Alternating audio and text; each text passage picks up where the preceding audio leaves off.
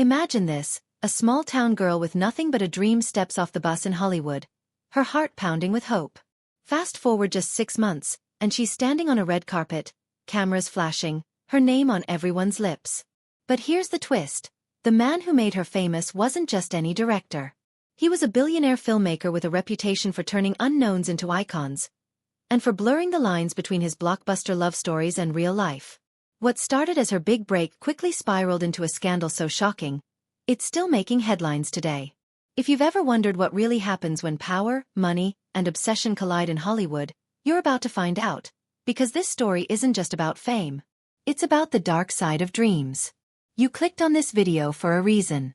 Maybe you've seen the headlines, heard the rumors, or just felt that itch of curiosity about what happens behind the glittering facade of Tinseltown. Well, buckle up, because I'm about to take you deep inside a true story so wild, you'll question everything you think you know about fame and fortune. And here's the thing. I'm not just going to tease you with fragments. By the end of this video, you'll have the answers you're searching for. The real story of how an aspiring actress went from waiting tables to starring in a billionaire's twisted fairy tale. And how it all went horrifically wrong. Let's talk about her first. Emily Carter, name changed for legal reasons, was 22 when she arrived in LA, armed with nothing but a duffel bag and a headshot she'd paid for with her last paycheck. She was the kind of girl who made you root for her. Natural talent, that sparkle in her eye, the kind of charisma you can't fake. But Hollywood doesn't run on charm alone. For every role, there are 1,000 girls just like her, and by year 2, she was drowning in rejection. Then, he walked into the dingy cafe where she worked. James Thorne wasn't just a director. He was a myth. The man behind 3 of the highest-grossing romances of the decade, a genius with a Midas touch, and a billionaire who could make or break careers with a snap of his fingers. When he slid his business card across the table to Emily, he didn't just offer her a role. He offered her a fantasy. The lead in his next film, a love unscripted. It was the kind of break actors kill for. But here's where things get dark. Because James Thorne didn't just want Emily to play the role. He wanted her to live it. I know what you're thinking. This sounds like a movie plot. That's what Emily thought too, until the private jets, the method acting directives that felt more like manipulation, and the chilling moment she realized the script wasn't the only thing he was controlling. The set was a gilded cage, the cameras never stopped rolling, and the love story he was filming? It wasn't fiction. By the time Emily understood the game, she was trapped in the middle of a scandal that would rock Hollywood to its core. So here's the question you're dying to have answered. How far would a powerful man go to craft his perfect narrative? And more importantly, how did Emily escape? Stick around, because what comes next is the stuff of nightmares. And trust me, you won't see the ending coming. Emily Carter's life before Hollywood was the kind of humble beginning that screenwriters love to romanticize. A small town in Ohio, a single mom who worked double shifts to keep the lights on, and a girl who spent every spare moment rehearsing monologues in her bedroom mirror. But dreams don't pay the rent, and by the time she landed in LA, reality hit hard. Audition after audition led nowhere, and the temporary job at the cafe stretched into years. Then, one ordinary Tuesday, James Thorne walked in. He wasn't just any customer. He was the kind of man who carried an aura of power so thick, the air around him seemed to hum. He didn't even glance at the menu, just ordered a black coffee and watched her. Later, Emily would wonder if he'd been tracking her for weeks, studying her like a specimen before making his move. Because when he finally spoke, it wasn't small talk. It was a proposition. Asterisk, I'm making a film. The lead is yours if you want it. Asterisk, no audition. No script. Just a challenge in his eyes, like he already knew she'd say yes. The whirlwind that followed was straight out of a fever dream. Within days, Emily was whisked away to a private suite at the Chateau Marmont, her old life reduced to a single suitcase. The studio sent stylists, dialect coaches, and a personal trainer, all before she'd even seen a contract. James called it total immersion, his signature method for pulling raw, authentic performances from his actors. But there were rules. No outside phone calls. No unapproved visitors. And most unnerving of all, she was to refer to him only as James on set, never asterisk Mr. Thorne. Asterisk, it was intimate, disorienting, and flattering all at once. The film, A Love Unscripted, was billed as a modern notebook, a sweeping romance about a billionaire who falls for a waitress. The parallels were impossible to ignore, but whenever Emily hesitated, James had a way of reframing her doubts as artistic fear. Great performances demand sacrifice, he'd murmur, his hand lingering on her shoulder just a second too long. Then came the first red flag, or rather, the first one she couldn't rationalize away. During a late-night rehearsal, James insisted they run a scene where her character was supposed to break down in tears. When Emily struggled to cry on cue, he leaned in and whispered something no script had included. Think about your mother. Think about how she'll feel when she finds out you failed her. The words hit like a slap. Later he'd laugh it off as method direction. But the damage was done. That night, Emily tried to call her mom for the first time in weeks, only to discover her phone had been temporarily restricted for focus purposes. When she confronted James, his smile never wavered. Distractions ruin art, he said smoothly. You'll thank me when you're holding that Oscar. Meanwhile, whispers swirled among the crew. The makeup artist who kept giving Emily pitying looks. The assistant director who abruptly quit mid-production, muttering about crossing lines. Then there was the footage, hours of it, that no one would let her see. James insisted it was just B-roll. But why were cameras still rolling when the scenes were done? Why did security escort her back to her trailer every night like she was a prisoner instead of a star? The truth began to slither into focus when she stumbled upon an old magazine in the green room. Buried in a decade-old profile of James was a throwaway detail. Every one of his past leading ladies had vanished from the industry after their films wrapped. Some quit acting. Others moved overseas. One even filed a restraining order before dropping it without explanation. The article called it the Thorn Curse. Emily's blood ran cold. Was she just the latest in a line of disposable muses? The breaking point came during the climactic love scene, the one James had rewritten 12 times, each draft more intense than the last. What was supposed to be a passionate kiss escalated into something darker, something that left Emily shaking long after cut was called. That night, she finally Googled James's name in secret. The results weren't about box office records or critical acclaim. They were forum threads with titles like Is James Thorne a predator? And blind items hinting at NDAs thicker than a screenplay. But the real horror was the fan theory that stopped her breath. What if his movies aren't fiction? What if he's recreating real relationships and real tragedies for the screen? Now, trapped in a gilded cage with a man who controlled every frame of her life, Emily faced an impossible choice.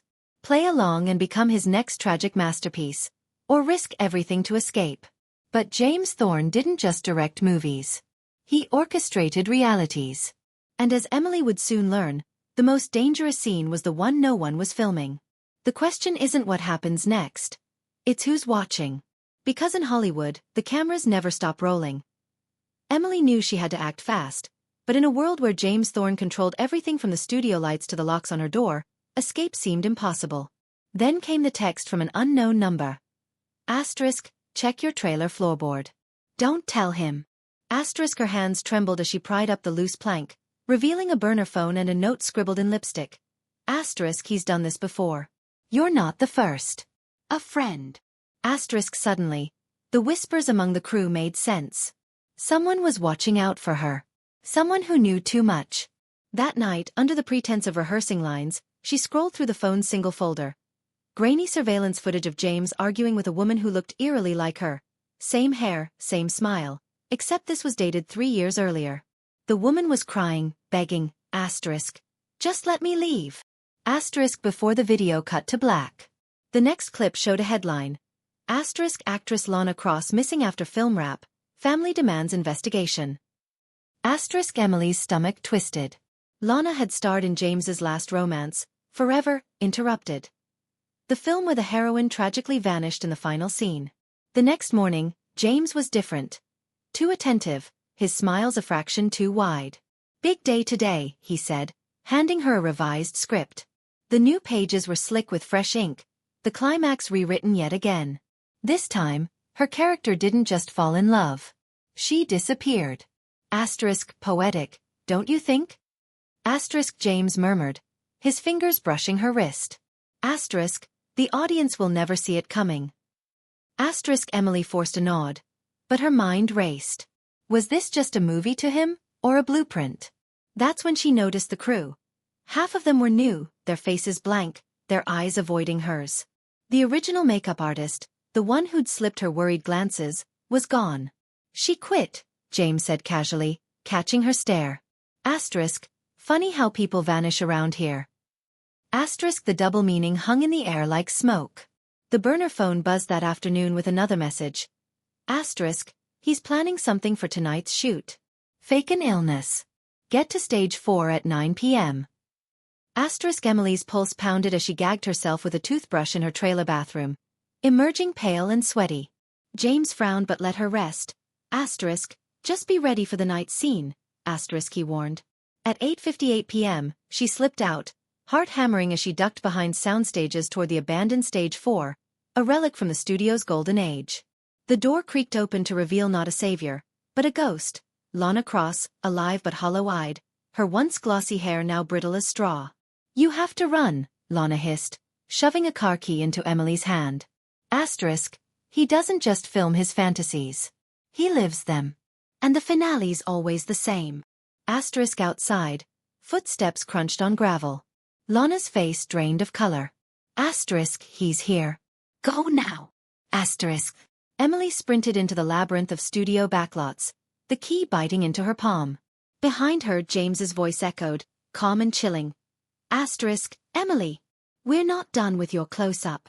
Asterisk, she ducked behind a prop truck, watching as he strode past, flanked by 2 hulking security men. Not studio guards, but private enforcers with holsters under their jackets. That's when the pieces snapped together. The accidental set injuries that left actresses too traumatized to work, the NDAs bought with 7-figure payouts, the way James's films always mirrored real-life scandals just closely enough to thrill audiences, but never enough to prove anything. He wasn't just a director. He was a puppeteer, weaving reality and fiction until his stars couldn't tell the difference, until they became the tragedy. The car key was for a rusted sedan parked near the studio's north gate. Emily lunged for it, but as the engine sputtered to life, headlights flared behind her.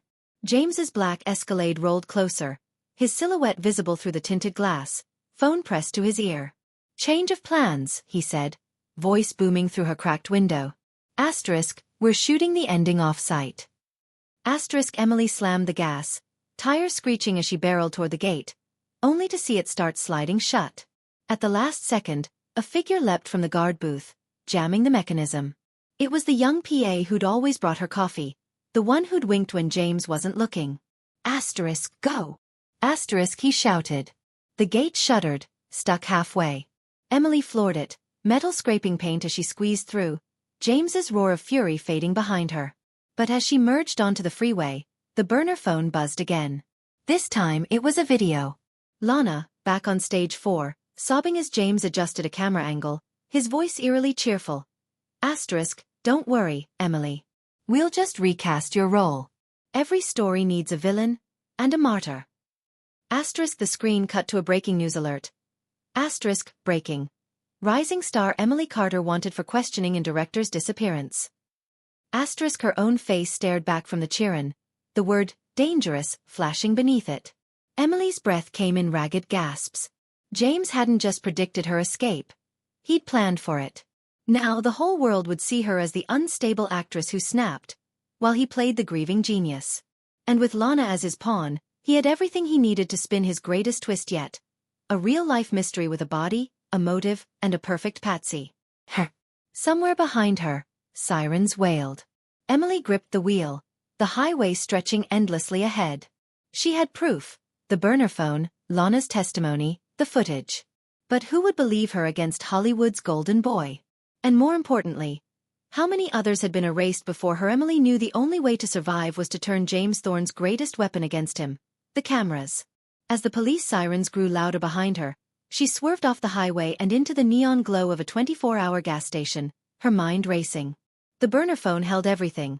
Lana's confession, the damning footage, even the coordinates to a hidden storage unit where James kept his archives. But in a world where he controlled the narrative, evidence alone wouldn't save her. She needed witnesses. Live ones. Hands shaking, she opened a streaming app and went live, her face illuminated by the harsh fluorescent lights. If you're watching this, I'm about to show you the real James Thorne, she panted, holding up the phone's footage of Lana. The viewer count exploded, 1,000, then 10,000, as she spilled everything. The rewritten scripts that mirrored real disappearances, the NDAs, the way he'd framed her. Check the timestamps, she urged. Asterisk his next film starts tonight. With me as the tragic ending.